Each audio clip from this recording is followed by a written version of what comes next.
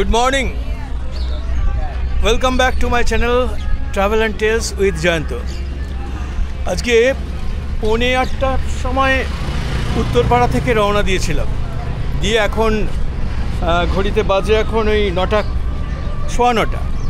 আমরা চলে এসেছি শক্তিগড়। এখন রয়েছি শক্তিগড়ের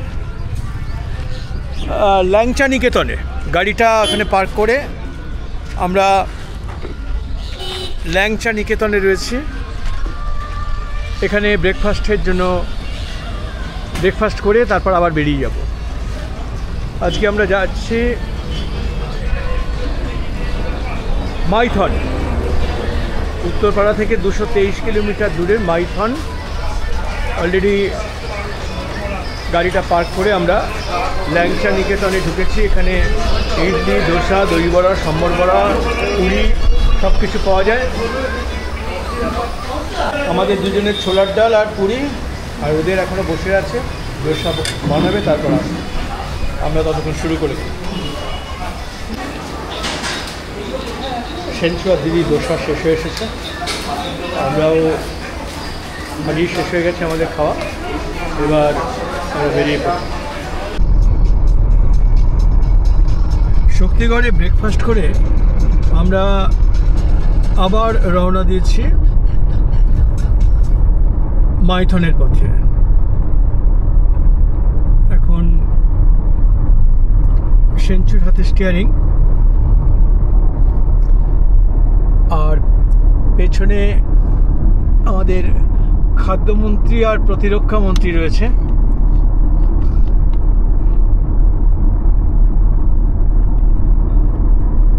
বেশ সবারই মোটামুটি পেট ভরা।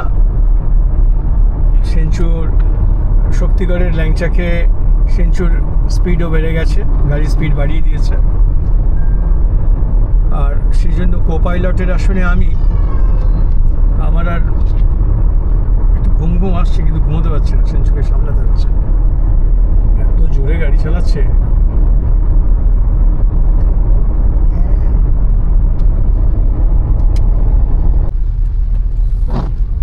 আমরা ঝিরিঝিরি বৃষ্টির মধ্যেই কল্যাণেশ্বরী পেরিয়ে মাইথন চলে এলাম। আর দেখাচ্ছে 1.6 কিলোমিটার, মিনিট 4 বাকি আর কি মজুমদার নিবাসের গেটে পৌঁছতে। আমরা পৌঁছে গেলাম মজুমদার নিবাস। পার্কিংয়ে গাড়ি রেখে এবার আমরা সিঁড়ি দিয়ে নেমে এই গেট দিয়ে ঢুকে ওই সরু সাঁকো বা ব্রিজ পেরিয়ে আমরা পৌঁছে যাব আমাদের মজুমদার নিবাসে। আজকে আমাদের রাত্রিবাসের ঠিকানা। বরাকরের জল, বৃষ্টি জল ঘোলা, আজকে আর নীল জল নেই। ওই যে একটা বিশাল পাথরের ওপরে, অনেকে বলে ছোট্ট একটা দ্বীপ, তার উপরে ওই যে দেখা যাচ্ছে মজুমদার নিবাস। কলকাতা থেকে যদি সরাসরি গাড়িতে না আসতে চান, তাহলে বাসে বা ট্রেনে চলে আসুন আসানসোল। আসানসোল থেকে মাইথন মজুমদার নিবাসের দূরত্ব 24 কিলোমিটার। 5 থেকে 600 টাকার বিনিময়ে কোনো গাড়ি ভাড়া করে অথবা আরও সস্তায় আসতে চাইলে বাসে উঠে পড়ুন। আপনাকে একেবারে মজুমদার নিবাসের গেটেই নামিয়ে দেবে।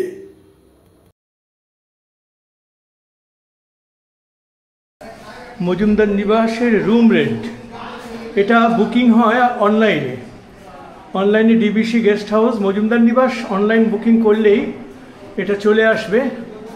আমরা ডাবল বেড এসি রুম পেয়েছি, আমাদের পড়েছে 1344 টাকা। এই আমাদের ডাবল বেড এসি রুম। এই এসি রুমে এরকম দুটো খাট রয়েছে, টেবিল, চেয়ার।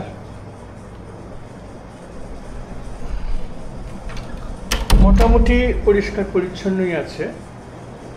এই একটা ড্রেসিং আয়না রয়েছে, ড্রেসিং মিরর, আর এটা হচ্ছে বাথরুম। এই কমোড, আয়না, বেসিন, জামা কাপড় রাখার র্যাক, উপরে গিজার।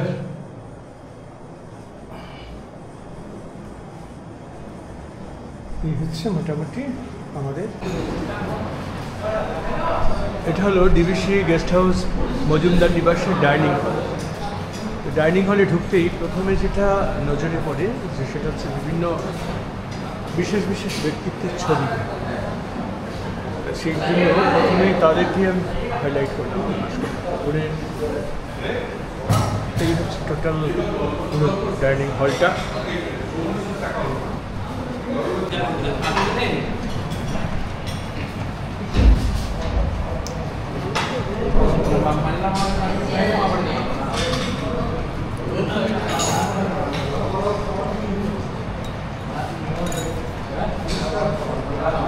লাঞ্চের পর আমরা চারিদিক দেখতে বেরোলাম। এই সিঁড়ি দিয়ে আমরা দোতলায় উঠে এলাম।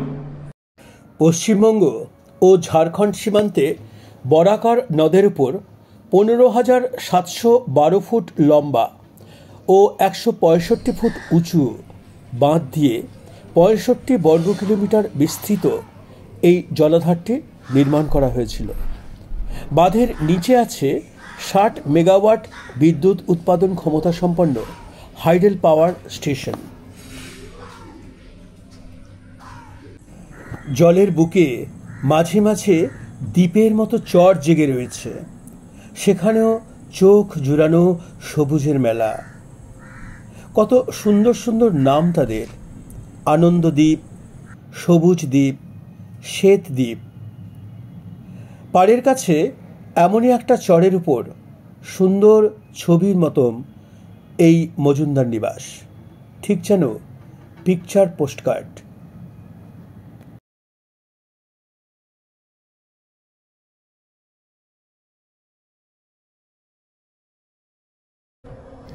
সকাল বিকাল বোটিংয়েরও ব্যবস্থা আছে পাড়ের কাছে। সরকার অনুমোদিত রেট এবং নিয়মকানুন সব কিছুই বোর্ডে লেখা রয়েছে।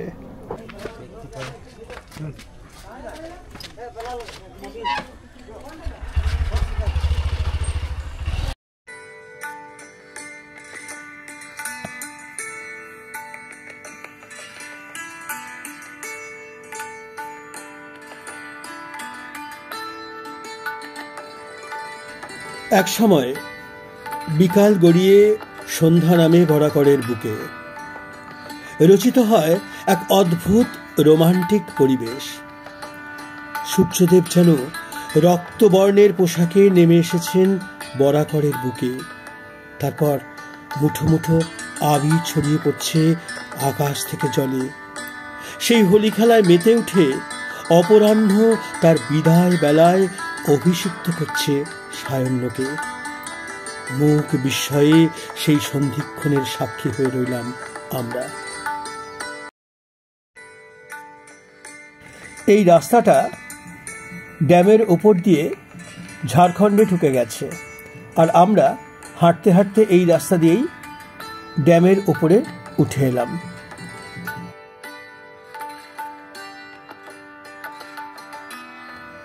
ড্যামের উপর ঝালমুড়ি খেতে খেতে বেশ কিছুক্ষণ সময় কাটিয়ে গল্পগুজব করে আমরা আবার ফিরে এলাম আলো ঝলমলে মজুমদার নিবাসে।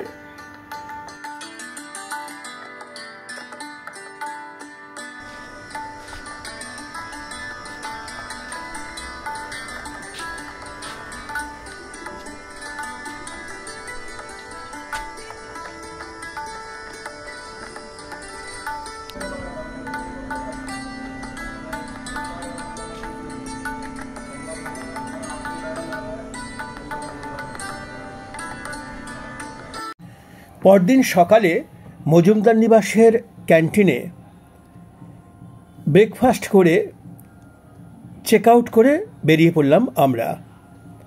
গাড়ি নিয়ে উঠে এলাম ড্যামের ওপর। এখানে ড্যামের ওপর বেশিক্ষণ গাড়ি দাঁড়াতে দেয় না, তাই অল্প সময়ের মধ্যেই কিছু ফটো সেশনও আমরা সেরে নিলাম। নিয়ে তারপর আবার রওনা হলাম পাঞ্চেত ড্যামের পথে।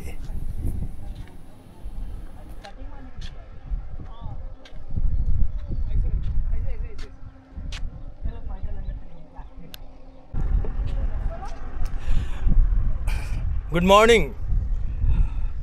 ঠিক এই মুহূর্তে আমি মাইথন ড্যামের উপর থেকে বলছি। রাতটা মজুমদার নিবাসে কাটিয়ে আমরা এখন রওনা হয়েছি পাঞ্চেত ড্যাম হয়ে গড়পঞ্চকোটের দিকে। চলুন যাওয়া যাক, আমাদের সাথে চলুন, গড়পঞ্চকোট নিয়ে যাই আপনাদের।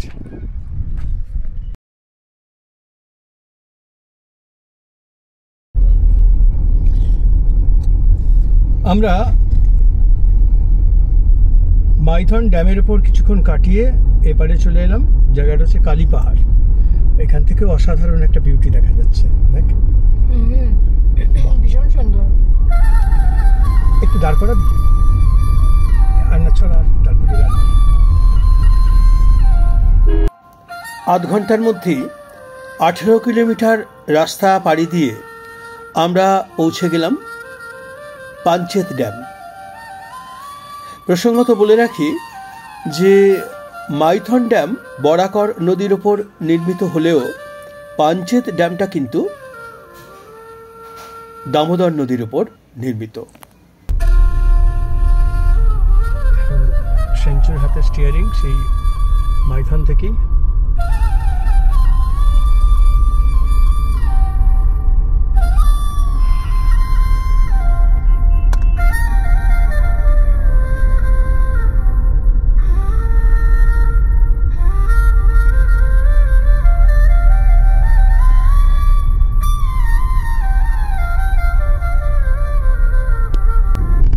এই আমরা পাঞ্চেত ড্যামের উপর উঠে এসেছি, তাই তো? হ্যাঁ, এটাই পাঞ্চেত। আস্তে আস্তে চল।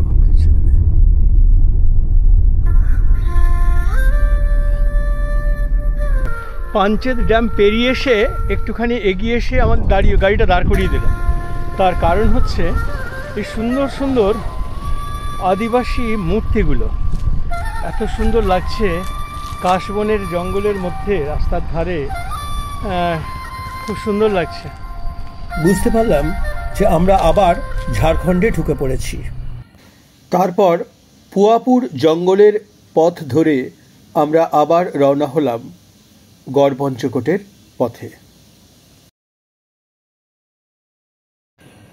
দুই ধারে কাশবন, ফুলে ফুলে সাদা।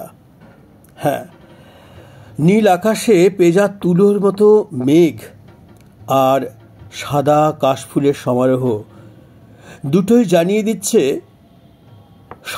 আজ শরতের আমন্ত্রণে মায়ের আগমনী বার্তা। আসলে আমরা ঝাড়খণ্ড ছেড়ে আবার ঢুকে পড়েছি পশ্চিমবঙ্গে, পুরুলিয়া জেলায়।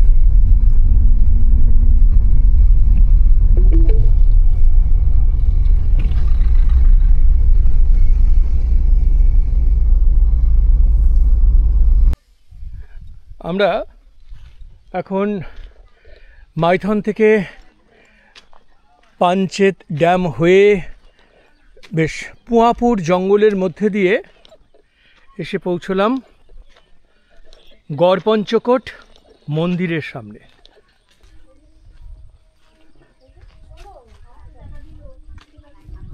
এটা হচ্ছে রাস মন্দির।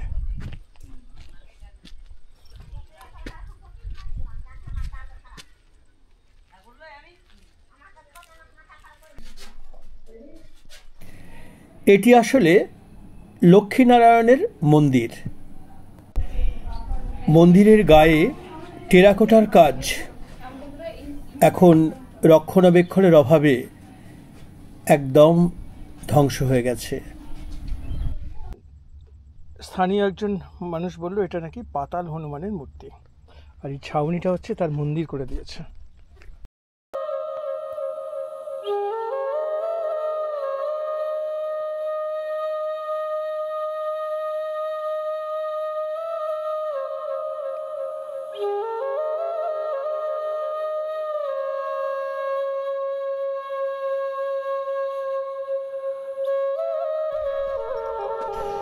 পঞ্চকোট রাজবংশের রাজপুরোহিত ও সভাপণ্ডিত রাখালচন্দ্র চক্রবর্তীর মহাশয় প্রণীত পঞ্চকোট ইতিহাস থেকে জানা যায় শেখর রাজবংশের ৩১তম রাজা কীর্তিনাথ শেখর রাজ্যাভিষেকের পর কোনো এক সময়ে আনুমানিক ৯২৬ খ্রিস্টাব্দ তার রাজধানী